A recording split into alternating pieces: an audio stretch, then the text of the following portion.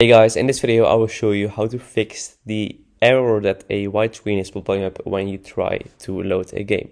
So basically this happens when first there is popping up an ad, and basically what you need to do is you need to install an ad blocker. That is one way of doing it, but what you also can do, and this is a way that works probably better, it's much easier, and that is just by first of all restarting your computer and logging out of Roblox. So basically what you need to do is you just need to tap on those settings and then tap on log out, and this basically will log you out of Roblox, and then of course log back in.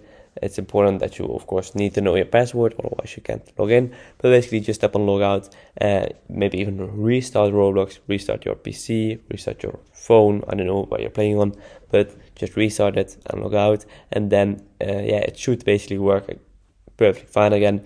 If it's not working, try to delete Roblox from your device, from your PC, from your phone, and then install it again, log in again, and then it should be fixed.